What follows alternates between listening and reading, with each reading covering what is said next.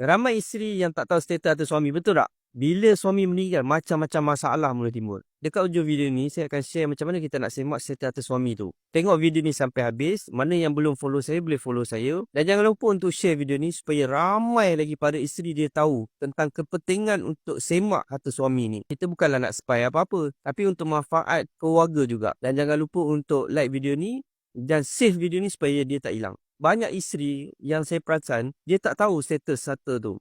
Baru-baru ni ada orang tanya saya, suami dia meninggal. Dia pun tak tahu status rumah tu atas nama siapa. Jadi sebab tu, kita kena semak sebenarnya. Rumah tu macam mana? Siapa nama dia? Nama suami dengan nama kita ke? Atau nama suami saja dengan dia punya ex ke?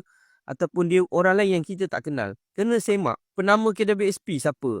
Kena confirmkan. KWSP kalau kita letak penama orang lain yang katalah bukan keluarga, hanya dia yang boleh keluarkan duit tu. Walaupun katalah dia tu bukan waris faraid, hanya dia saja yang boleh keluarkan. Kalau nak dapatkan berita mahkamah, benda tu proses yang sangat panjang. Sebenarnya kita nak kena semak semua harta. Saya akan bagi checklist tu. Kalau anda DM saya akan bagi satu checklist untuk anda semak, buat senarai semak. Bukanlah kita nak jadi ejen. Saya nak para isteri, dia alert tentang apa harta yang suami ada. Mungkin ada suami dia tak selesa, tapi kena berbincang lah. Dan suami pun sebenarnya dia nak kena terbuka lah untuk berkongsi. Kalau jadi apa-apa dekat dia, yang masalah ni bukannya orang lain. Keluarga di sini yang akan ada masalah.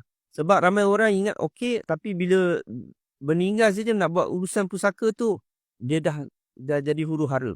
Sebab kita nak elak harta ni tiba-tiba gaib. Sebab saya ada kes, KWSP tu diletakkan nama ex-wife. Ada letak nama girlfriend.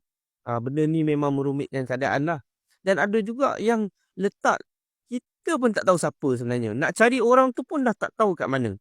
Kita nak semak senarai harta ni bukanlah hanya untuk orang kaya. Orang yang biasa-biasa, dia ada je harta, dia kena buat semakkan ni. Boleh DM saya akan bagi satu checklist untuk semak satu persatu. Yang mana ada, dan kita dekat checklist tu juga, kalau ada penamaan, semak juga siapa penama tu, supaya para isteri tak merana di kemudian hari. Para isteri yang tengok ni, dia boleh buat sendiri pun boleh, atau mungkin nak berhubung dengan saya nanti pun boleh.